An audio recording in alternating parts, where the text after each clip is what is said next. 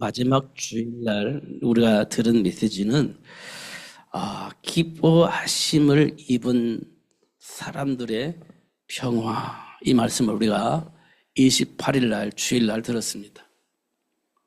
그래서 제가 말씀드렸어요. 평화는 생각이 같고 소통이 될 때 평화가 온다.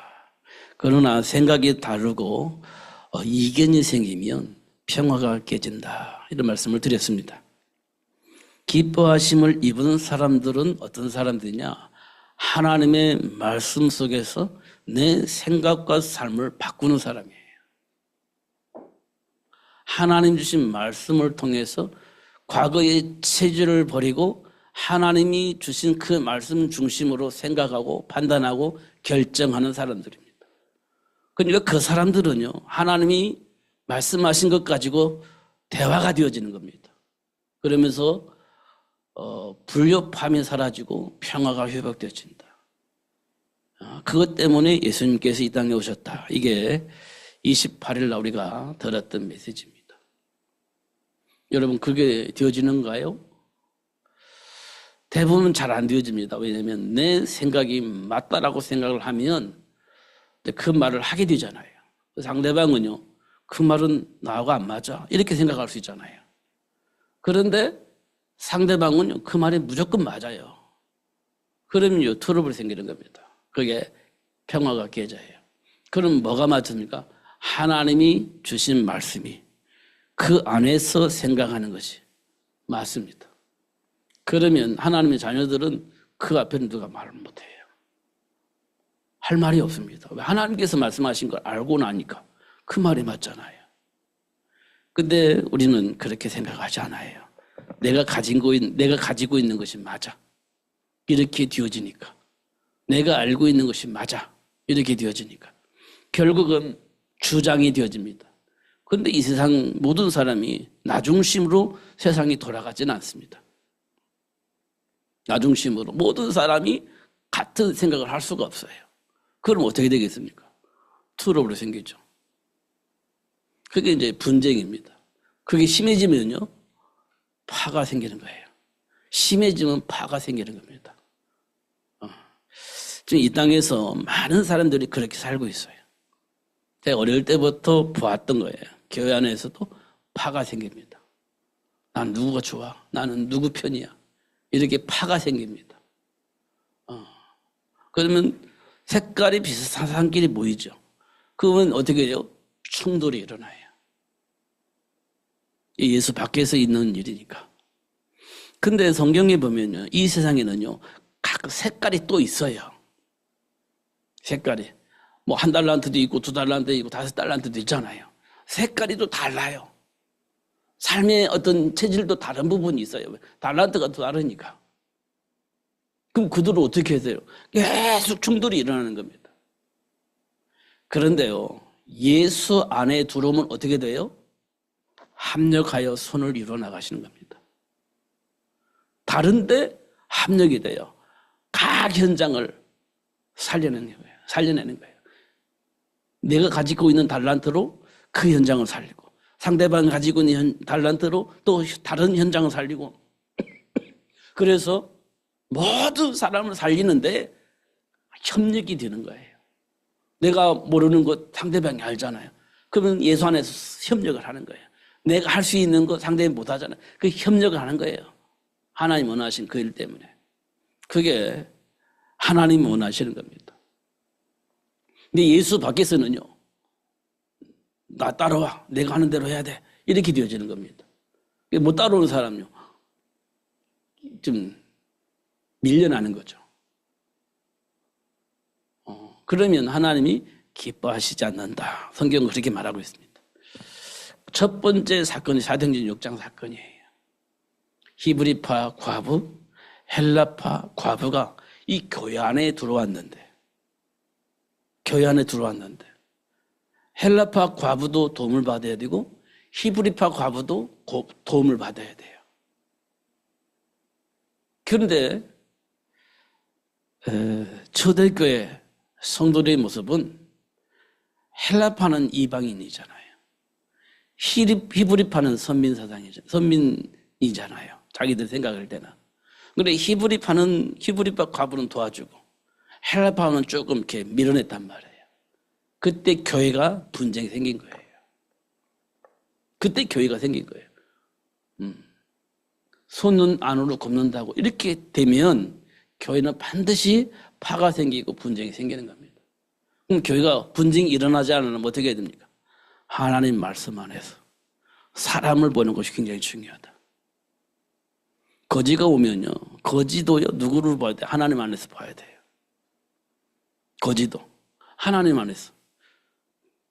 부자는요, 그것도 하나님 안에서 봐야 돼요. 근데 성경에도 말했잖아요. 막 귀분 같으면 이 자리에 앉으세요. 이렇게 성경은 말하고 있잖아요. 거지가 오면 너 뭐 들에 있든지 버리든지 마음대로 해. 성경에 기록되어 있는 이제 그런 상황이 생길 것이니까 성경에 기록해 있는 거예요. 우리가 보면 딱 그러잖아요. 교회에서 어떤 막 한 사람 오면 앉으세요 이렇게 하고 거지가 오면 거들떠 보지도 않고 그런 상황이 생기면 안 된다. 예수님께서 우리에게 주신 메시지예요.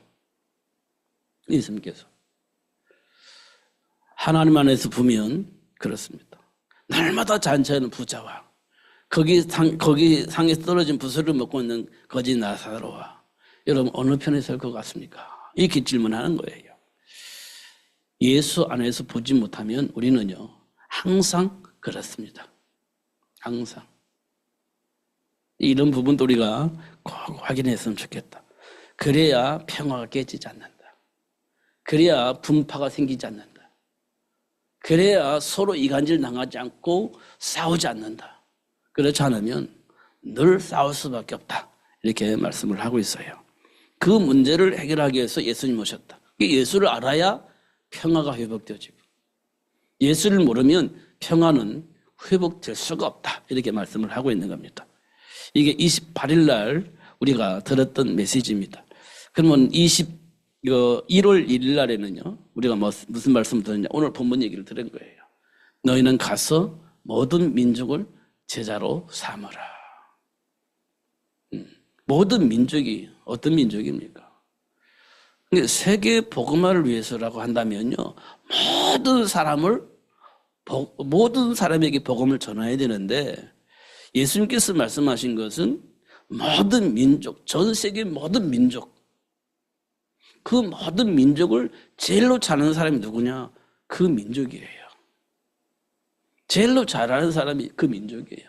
그 민족 중에 한 사람을 제자로 만들면 그 민족 중에 한 사람이 그 민족을 살릴 수 있다.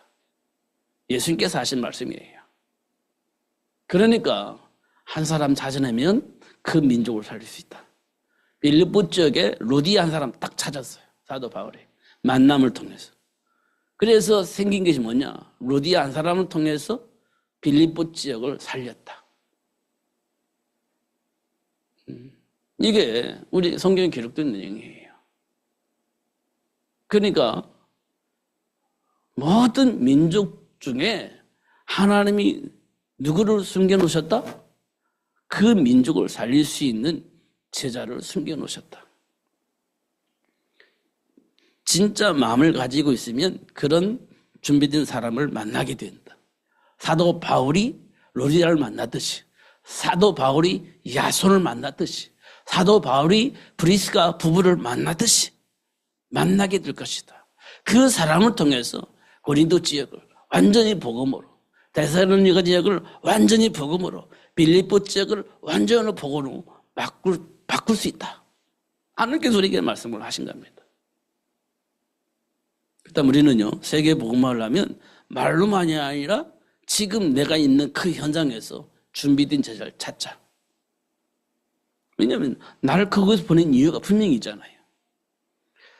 요셉이 노예로 팔려나갔지만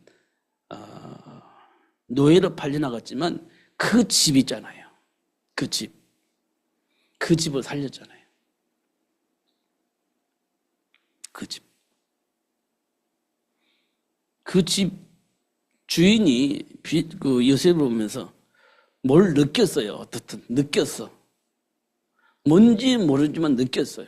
그러니까 그 주인이 요셉을 지켜봤잖아요. 뭔가 느낀 거예요.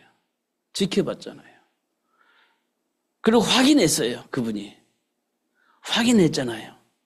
아, 얘가, 이 노예는 하나님을 믿는 사람이구나. 이렇게 인정이 됐어요. 그래서 그 뒤진 현장을 보면서 눈여겨봤는데 하나님을 믿는 사람이야. 그러니까 어떻게 해요? 가정 충무로 세운 겁니다. 가정 충무로. 그런데요, 여기까지였습니다. 여기까지. 그래서 누명 쓰고 감옥에 갔잖아요. 누명 쓰고 감옥에 갔잖아요. 그 감옥에서 또 뭐 했냐? 하나님의 배경을 가지고 감옥 생활을 한 겁니다. 근데 또 누가 지켜봤어요? 누가 지켜봤어요? 간수들이 지켜봤어요. 그래서 감옥의 일을 주인인 요셉에게 맡겼어요. 그렇게 가능하지 않습니다. 맡겼어요. 그리고 간수들은 요셉이 처리한 그 행정 처리를 하나도 의심하지 않고 살펴보지도 않았어요. 이 말은 뭐냐면 요셉은 그런 사람이었습니다. 남을 속여먹거나 임기응변하거나 그런 사람이 아니야. 그런 사람이 아니었다는 사실을 알았어요. 맡겼잖아요. 그 확인도 안 했어요. 정확할 거니까. 근데 그 사실을 누가 지켜봤냐? 애굽의 왕궁에서 일했던 장관들이 지켜본 겁니다. 장관들이 지켜본 거예요. 꿈 얘기를 하면서, 꿈 해석을 하면서 문이 열린 겁니다. 왕궁의 문이 열렸어요. 그래서 그 왕이 고민하는 문제 해결해 주면서 왕의 모든 일을 맡아서 일을 하게 되어지는 겁니다. 이 말은 뭐냐면 실력이 있어야 된다는 거예요. 실력. 현장에 있는 문제를 해결할 수 있는 능력이 있어야 된다는 거예요. 현장을 보고 그 문제를 해결할 수 있는 능력이 있어야 된다. 그러면 써먹죠. 요셉이 그런 능력이 있었기 때문에 집에서도 감옥에서도 왕궁에서도 쓰임받은 겁니다. 실력이 있었기 때문에. 문제를 해결할 수 있는 능력이 있었기 때문에 쓰임받는 거죠. 그러면 그런 사람들이 이 세상에 하나씩 둘씩 생기면요, 세상 금방 바뀝니다. 금방 바뀝니다. 바뀔 수밖에 없어요. 그래서 예수님께서 부활하신 이후에 베드로에게 뭐라고 말씀하셨냐? 내 어린 양을 먹이라. 이렇게 얘기를 했어요. 내 어린 양을 먹이라. 그러면 세상 바뀝니다. 금방 바뀌어요. 진짜 바뀝니다.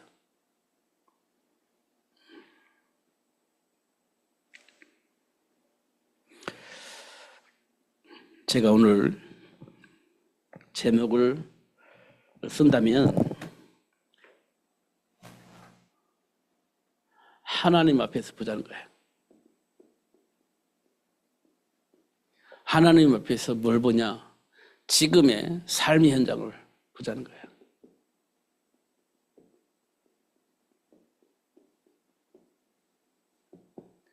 하나님 앞에서 지금의 나의 삶의 현장을 보라. 오늘 제목을 쓴다면 그랬을 거예요. 분명히 이럴 겁니다.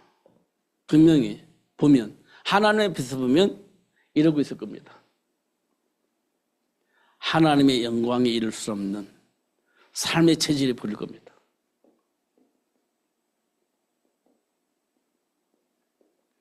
하나님의 영광에 이를 수 없는 삶의 체질이 보일 겁니다. 또 하나 깊이 보면 요한복음 8장 44절에 너희 아비 마귀에게서 나왔다. 그래서 어떻게 해요? 너희 아비 마귀가 시키는 대로 사는 거다. 히브리서 2장 14절에서 15절에 보면 평생 마귀의 종으로 살고 있다. 이것이 보일 겁니다. 평생, 일생 나름대로 최선을 다하는데 결국은 마귀가 시키는 대로 살 수밖에 없는 그런 사람들의 모습이 보일 겁니다. 진짜 그럴 수밖에 없는. 보일 겁니다. 그렇다면 우리는 어떻게 할 것이냐? 그렇다면 어떻게 해요? 분명히 우리는 이 문제를 가지고 뭐 하겠냐? 해결책을 찾을 겁니다. 해결책을 안 찾을 수가 없죠. 이런 상황이 있는데 해결책을 찾게 되어집니다. 이 해결책을 찾는 사람들을 보면서 예수님께서 뭐라고 하면요, 마태복음 11장 28절에 수고하고 무거운 짐진 자들아 이렇게 표현했어요. 수고하고 무거운 짐진 자들아 이렇게 말씀을 하셨어요. 지금 이 땅에 사는 사람들이 이렇게 살고 있을 겁니다. 이렇게. 하나님 앞에서 보면, 그리고 나서 하나님께서 우리에게 주신 답이 뭐냐? 답이 뭐냐? 이게 굉장히 중요해요. 이 답이. 뭐라고 했냐면, 수고하고 무거운 짐진 자들아 다 내게로 오라. 내가 너희를 쉬게 하리라. 이렇게 돼 있어요. 내가 너희를 쉬게 하리라. 이렇게 말씀을 하셨어요. 그리고 오늘 본문에 하늘과 땅의 모든 권세를 가진 예수님께서 뭐라고 말씀하셨냐? 세상 끝날 때까지 내가 항상 함께 할 것이다. 이렇게 말씀을 하셨어요. 세상 끝날 때까지 항상 함께 할 것이다. 이렇게 말씀하셨어요. 그리고 다시 한번 확인해 보셔야 돼요. 다시 한번. 뭘 말씀하셔요? 마태복음 16장 18절에서 보면 뭐라고 되어 있냐? 18절 19절에 보면 음부의 권세가 이기지 못할 것이다. 이렇게 말씀하고 있어요. 음부의 권세. 하늘과 땅의 모든 권세를 가지신 예수님이 나와 함께 계시니까 음부의 권세가 너 이기지 못할 것이다. 이렇게 말씀을 하고 있어요. 음부의 권세가 이기지 못한다. 그리고 승천하시면서 하시는 말씀입니다. 사도행전 8절에 땅 끝까지 이르러 내 증인이 주리라. 이렇게 말씀을 하셨어요. 하나님 앞에서 삶 현장을 보면 다 이렇게 되어 있어요. 그래서 우리는 어떻게 돼요? 모든 사람을 살리는, 모든 사람을 복되게 하는 복의 근원이다.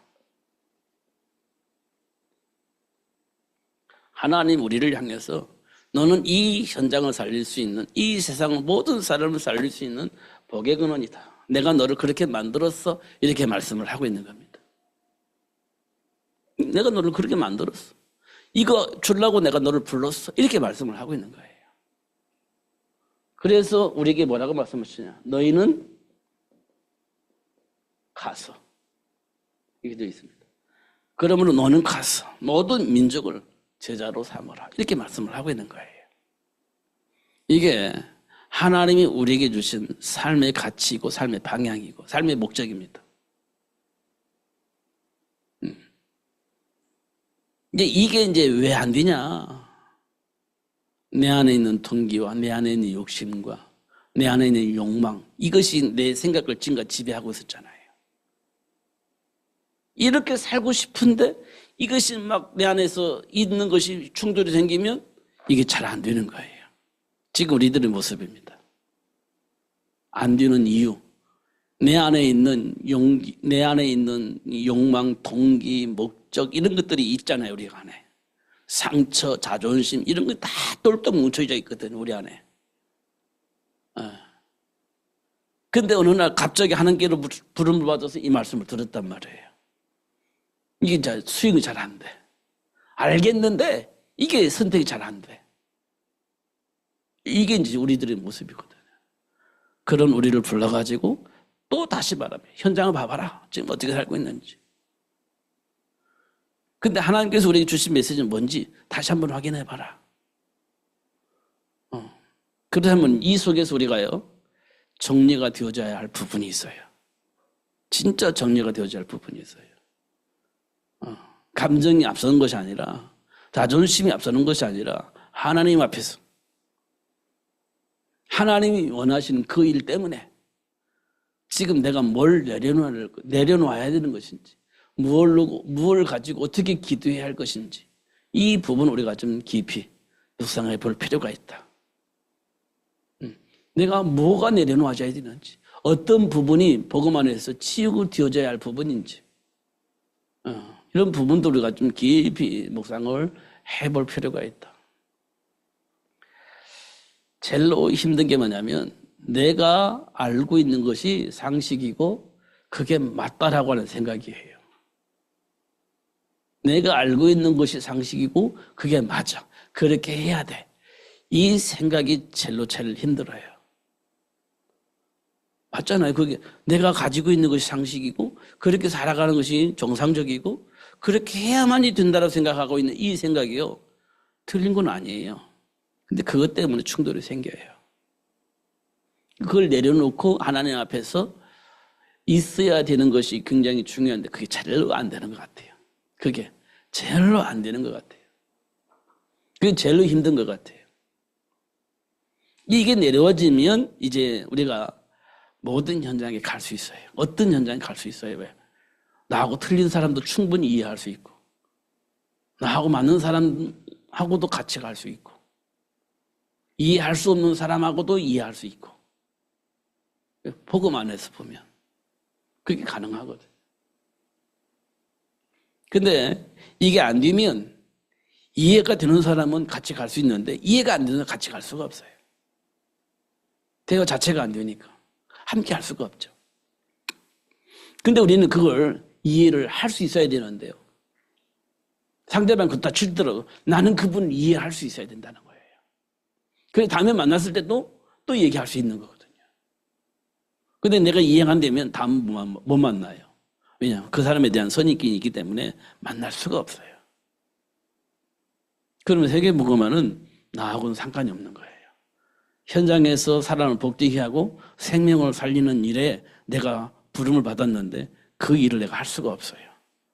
왜냐하면 만나보니까 내 안에 뭐가 생겨요? 선입견이 생겨요. 그럼 그 사람하고 대화가 안 되죠. 그렇게 되어져 버리고 맙니다. 근데 우리가 상대방 그따 치더라도 나는 이해가 되어야 돼요. 아, 그렇구나. 아, 그럴 수밖에 없는 배경이 있었구나. 아, 말을 이해를 못하고 있네? 아, 그렇구나. 그래야 다음에 만나서요. 또 이렇게 복음을 얘기할 수 있어요. 그렇지 않으면 선입견 때문에 에휴, 해봤는데 안 되대. 아, 저 고집불통이야. 전혀 이상한 말만 하고 있고. 그 생각을 하면 이제 다시 말하기 힘들죠. 그게 이제 우리 안에서요. 잘 안 됩니다. 근데 하나님은 그걸 하라고 말씀을 하시는 거예요. 와, 그거 어떻게 해요? 그래서 하나님이 말씀을 붙잡고 기도하는 것은 굉장히 중요하다. 말씀 안에서 나를 보는 것이 굉장히 중요하다. 이렇게 우리가 말할 수 있습니다. 현장에서 사람들은 전부 다 뭘 보냐? 형통하게 되어진 것을 보는 걸 봐요. 형통하게 되어지는 거. 다 형통하면 성령의 인도라고 봐요. 그게 성령의 인도다. 그러니까 형통하게 되지. 이렇게 우리는 소망을 가지고 있습니다. 형통한 것. 근데 성경에 보니까 욥은요, 어느 날 갑자기 망해버렸어요. 형통할 때는, 야, 하나님 사랑하니까 하나님께서 복을 주시고, 야, 그렇지. 근데 망해버렸어. 진짜 하루아침에 싹 망해버렸어. 그러니까 욥과 함께 했던 동료들이 너 하나님 보죠. 뭔 잘못했어. 뭔가 잘못했어. 빨리 찾아내. 빨리 회개해. 이렇게 얘기를 했잖아요. 맞는 것처럼 보이잖아요. 근데 욥은요. 나 하나님이 잘못한 거 없어. 이렇게 얘기를 했어요. 아니야. 너 분명히 잘못했어. 그러니까 이런 벌을 받지. 이렇게 생각한 거예요. 우리는요. 형통한 것이 늘 복이라고 생각하니까. 뭐가 잘 되는 것이 늘 복이라고 생각하니까 뭐가 잘못됐다는 말은 복이 아니라는 거예요. 이렇게 생각을 하고 있는 겁니다. 욥을 통해서 우리가 확인할 수 있는 부분이에요. 욥의 친구들이 그렇게 얘기했잖아요. 근데 나는 잘못한 게 없어 이렇게 얘기를 합니다. 보는 눈이 그렇다는 거예요. 자, 우리가 또 한 가지 확인할 수 있다고 한다면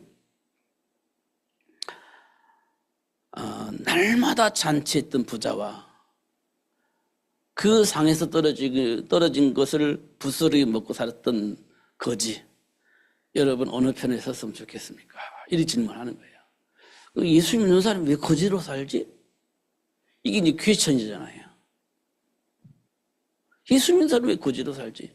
이해가 안 되는 겁니다. 이해가. 우리는 이해가 안 돼요. 왜요? 우리는 항상 예수 믿으면 형통해야 돼. 잘 되어야 돼. 모든 것이 다 풀려야 돼. 이 생각이 우리 안에 있잖아요. 그 다음에 거지가 이해가 안 되는 거예요. 날마다 잔치는 부자는 불신자인데 날마다 잔치하고 하나님 자는 날 거지로 살고 있고 이해가 안 되는 겁니다. 이런 것도 우리가 확인할 수 있죠. 근데 성경에 보니까 요셉이 형통하게 됐잖아요. 야, 그래 맞아. 예수 믿는 사람은 저래야 돼. 이렇게 우리가 선입견을 가지고 있잖아요. 하나님과 함께 한다는 그 목적이 잘 되는 거예요. 우리는 하나님과 함께 하는 것으로 딱 결론이 나는 게 아니에요. 이유가 있어요. 잘 되는 거, 풀리는 거. 이게 목적을 두고 하나님과 함께 하는 거예요. 목적이 하나님과 함께 하는 것이 아니라 하나님과 함께 함으로 형통하게 되어지고 하나님과 함께 함으로 내가 원하는 것이 성취되어지고 이 목적이 있단 말이에요. 동기가. 그러다 보니까 하나님과 함께 하는데 거지같이 살아? 이해가 안 되는 거예요. 뭔가 잘못됐어. 이렇게 생각을 하는 거예요. 하나님과 함께 하는데 목적이 있잖아요. 그로 인하여서 부수적으로 얻어지는 것이 내게 필요하다. 이렇게 보여지는 겁니다. 그러니까 신앙생활 자꾸 왜곡되어지는 거예요. 이런 부분들을 우리가 확인해야 됩니다. 그러면요, 모든 민족을 제자로 삼을 수가 없어요.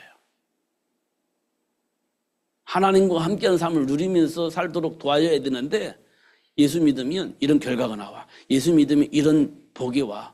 예수 믿으면 이런 어떤 성공이 와. 이렇게 얘기를 해야 되잖아요. 그러면 그 사람도 그렇게 듣는 거예요. 그럼 하나님과 함께하는 목적이 다른 곳에 있는 거예요. 하나님과 함께하는 데 목적이 있는 것이 아니고 다른 것에 목적을 두니까 왜곡되어지는 겁니다. 신앙생활 자체가. 그런 것도 우리가 확인할 수가 있습니다. 그러니까요. 진짜 하나님과 함께하는 비밀을 가진 사람은요. 노예로 살아도 괜찮고 누면서 감옥에 가도 괜찮고 하나님과 함께하니까. 그게 중요하거든요. 다니엘과 새 친구도 우상숭배하면 막 모든 것이 보장되는데 우상숭배를 안 하면 죽어 이렇게 결과물이 나와버렸잖아요. 그럼 어떻게 됩니까? 우상숭배는 모든 것이 다 보장되는데 우리 그걸 선택을 하게 됐잖아요. 어쩔 수가 없으니까. 하나님을 아는 사람은요. 그거 버리는 거예요. 그리고 죽음을 가는 거지. 하나님과 함께 해야 되니까. 다니엘이 가지고 있는 비밀입니다. 근데 우리는 그게 너무 어려워요. 힘들어요. 지금 우리 신자들이 가지고 있는 생각이 그렇습니다. 이런 부분도 우리가 좀 정리를 해볼 필요가 있다. 그래야 세상을 바꿀 수가 있는 겁니다. 우리 세계복음을 한다고 했잖아요. 그러면 그들이 어떤 배경 속에서 이렇게 사는지, 근데 우리는 어떤 배경 속에서 이 현장을 살리라고 하나님께서 말씀하셨는지 이게 분명히 정리가 되어져야 돼요. 그러면 되어집니다. 사도 바울이 그 배경을 다 가지고 있다가 배설물로 버리고 하나님 원하는 그 일을 향해서 준비하고 도전했잖아요. 분명히 뭔가를 아는 거예요. 사도 바울이. 그전에는 몰랐던 것 이제 알게 된 겁니다. 사람들이 지금 어떤 배경에서 살고 있는데 이걸 보게 된 거예요. 그러니까 생각이 완전히 바뀌어서 그들을 살리는 그 일에 올인을 하게 된 거죠. 세상이 바뀌는, 그래야 세상이 바뀌는 거지. 세상 말로 제가 어릴 때부터 들었던 얘기예요. 술에 술 탄 듯, 물에 물 탄 듯. 이러고 어릴 때부터 들었던 얘기인데. 똑같은 물질이 모이면요, 변화가 안 일어납니다. 그 물이 그 물이에요. 그 술이 그 술입니다. 바뀌려면 바뀌어야 된다는 거예요. 이런 부분도 우리가 좀 많이 들었습니다. 예수님께서 우리에게 너희는 가서 모든 민족을 제자로 삼아라. 이 말은 모든 민족이지만 우리가 가는 현장도 있잖아요. 하나님과 전혀 상관이 없이 살고 있는 그 현장. 나를 보냈잖아요. 그 현장에 누군가가 준비된 사람이 있어요. 모르지만. 겉으로는 표가 안 나요. 그러나 기도하다 보면 우상숭배했던 로디아가 하나님의 말씀을 들어요. 축복과 연결되어 있던 야손이 하나님의 말씀을 들어요. 그렇게 우상숭배가 가득 차 있는 고린도 쪽으로 왔던 브리스가 부부가 하나님의 말씀을 듣습니다. 진짜 하나님 원하는 그 일을 놓고 기도하다 보면 그런 사람을 만나게 하신다는 거예요. 하나님께서. 너희는 가서 이미 보내졌잖아요. 그 현장에서 진짜 복음을 들을 수 있는 사람 놓고 기도하는 거예요. 내가 알고 있는, 내가 누리고 있는 그 복을 누군가에게 전달해야 되는지 누군지 모르겠어. 기도하는 거예요. 진짜 그렇게 하려고 기도하는 거예요. 그러면 그런 사람을 만나게 된다. 하나님께서 하시는 일이다. 이렇게 말씀을 하고 있습니다. 오늘 여러분 마음속에 이제 새해가 되어졌는데 좀 마음을 새롭게 하고 2026년을 새롭게 시작을 했다면 참 좋겠다.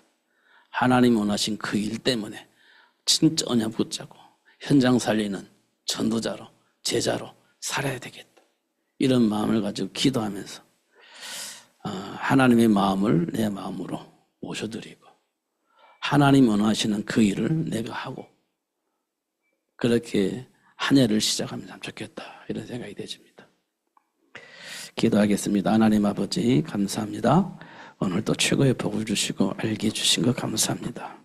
어떤 상황 속에서도 놓치지 않고 누리며 살 수 있도록 성령으로 역사해 주시고 하나님의 배경 속에서 나의 배경을 보게 하시고 나의 삶의 현장을 보게 하시고 하나님이 원하시는 것을 보게 하여 주셔서 하나님이 원하시는 그 일을 붙잡고 기도하면서 하나님이 일을 이루어나가는 삶이 될 수 있도록 축복해 주옵소서.